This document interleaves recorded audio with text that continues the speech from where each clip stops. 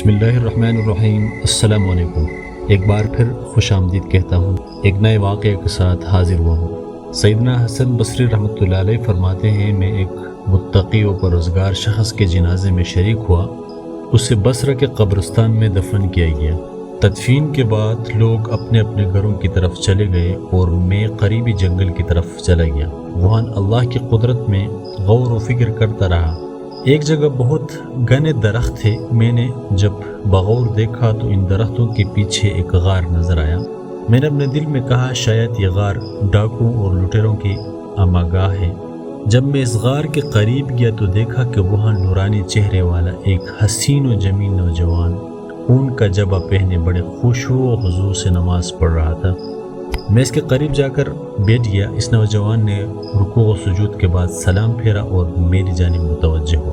میں نے سلام کیا، اس نے جواب دیا۔ میں نے اس سے پوچھا، اے میرے بھائی، آپ کہاں کے رہنے والے ہیں؟ اس نے کہا، میں ملک شام کا رہائش ہوں۔ میں نے پوچھا، آپ شام سے بصرہ کس مقصد کے لیے آئے ہو؟ اس نے جواب دیا، میں نے سنا تھا کہ بصرہ اور اس کے قریبی علاقوں میں عابدین و زاہدین اور باعمل علماء کرام رحمہ اللہ تعالی بہت زیادہ ہے، چنانچہ میں شام سے بصرہ چلا آیا تاکہ ان اولیاء کرام رحمہ اللہ تعالی سے اکتساب فیض کر سکوں اور ان سے علم و عمل سیکھوں۔ میں نے ان سے پوچھا، اے اللہ کے بندے، تمہارے کھانے پینے کا انتظام کس طرح ہوتا ہے؟ یہاں جنگل میں تمہیں کھانا کیسے میسر آتا ہوگا؟ تو اس نے جواب دیا، جب بھوک لگتی ہے تو درختوں کے پتے کھا لیتا ہوں، اور جب پیاس محسوس ہوتی ہے تو جنگل میں موجود تالابوں سے پانی پی لیتا ہوں۔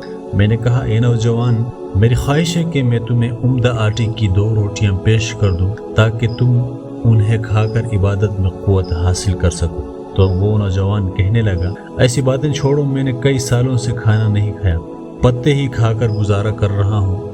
میں نے کہا، اے میرے بھائی، اگر تم ہمارے کھانے کو قبول کرو گے تو ہماری خوش قسمتی ہوگی۔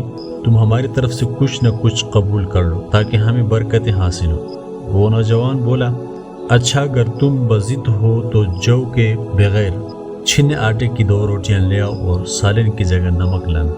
حضرت سیدنا حسن بصری رحمۃ اللہ علیہ فرماتے ہیں، پھر میں اس نوجوان کے پاس سے چلا آیا اور جو کے بغیر چھنے آٹے کی 2 روٹیاں پکوائی، ان پر نمک رکھا اور واپس اسی جنگل کی طرف چل دیا۔ جب میں غار کے قریب پہنچا تو وہاں کا منظر دیکھ کر میں بہت حیران ہوا۔ میں نے دیکھا کہ ایک خونخوار شیر غار کے دہانے پر بیٹھا ہوا ہے۔ میں نے دل میں کہا کہ ایسا نہ ہو کہ اس خونخوار درندے نے اس نوجوان کو مار ڈالا ہو یا کھایا ہو۔ میں بہت پریشان ہو گیا۔ پھر میں ایک اونچی جگہ پر چڑھا جہاں سے غار کا اندرونی حصہ نظر آ رہا تھا۔ مجھے یہ دیکھ کر بڑی مسرت اور خوشی ہوئی، الحمدللہ، کہ وہ نوجوان صحیح و سالم ہے اور اپنے رب کی بارگاہ میں سر بسجود ہے۔ میں نے بلند آواز سے اسے پکارا، اے میرے بھائی، تجھے کیا ہو گیا کہ تو نے اپنے آس پاس کے حالات سے بے خبر ہے؟ شاید عبادت الہی میں مشغولیت کی وجہ سے تجھے باہر کے حالات کی خبر نہیں۔ میری آواز سن کر اس نوجوان نے نماز میں تخفیف کی اور سلام پھیرنے کے بعد کہنے لگا، اے اللہ کے بندے، تم نے ایسی کیا چیز دیکھ لی ہے جس کی وجہ سے تم اتنے پریشان ہو رہے ہو؟ تو میں نے کہا، وہ دیکھو، غار کے دہانے پر ایک خونخوار شیر گھات لگائے بیٹھا ہے کہ وہ ابھی حملہ کر دے گا۔ اس نے مجھے محاذب کرتے ہوئے کہا کہ اے خدا کے بندے، اگر تو اس ذات سے ڈرتا جس نے اس شیر کو پیدا کیا ہے تو یہ تیرے لیے بہت بہتر تھا۔ پھر اس نوجوان نے شیر کی طرف توجہ کی اور کہا کہ اے درندے، بے شک تو اللہ کے کتوں میں سے کتا ہے۔ اگر تجھے بارگاہ خداوندی سے حکم ملا ہے کہ تو مجھے کوئی نقصان پہنچائے تو پھر میں تجھے روکنے کی قدرت نہیں رکھتا، اور اگر تجھے اللہ رب العزت کی طرف سے حکم نہیں ملا تو پھر مجھے تیری کوئی خوف نہیں۔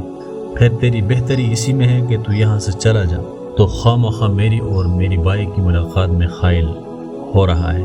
ابھی اس نیک حسلت نوجوان نے اپنی بات مکمل بھی نہ کی تھی کہ وہ شیر دھاڑنے لگا اور دم ہلاتا ہوا وہاں سے اس طرح بھاگا جیسے اسے اپنا کوئی شکار نظر آ گیا ہو۔ جب شیر وہاں سے چلا گیا تو میں نے اس نوجوان کے پاس آیا اور یہ کہتے ہوئے 2 روٹیاں اس کے سامنے رکھ دی کہ اے میرے دوست، جو چیز تو نے طلب کی تھی وہ حاضر ہے۔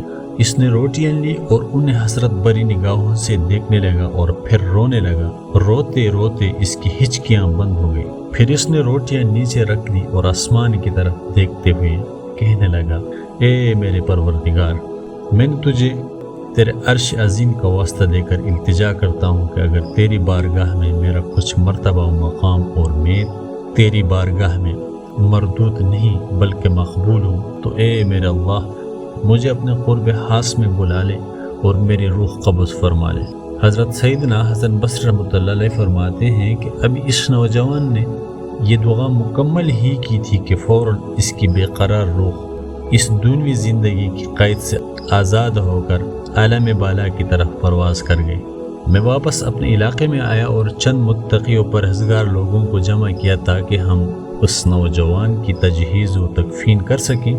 میں اپنے ان ساتھیوں کو لے کر غار کی طرف چل لیا۔ جب ہم وہاں پہنچے تو دیکھا کہ غار میں تو کوئی بھی موجود نہیں۔ جس خوش نصیب نوجوان کی لاش کو میں ابھی یہاں چھوڑ کر گیا تھا، اب وہاں اس کا نام و نشان بھی نہ تھا۔ میں بہت حیران و پریشان تھا کہ آخر اس کی لاش گئی کہاں۔ اچانک مجھے ایک غیبی آواز سنائی دی۔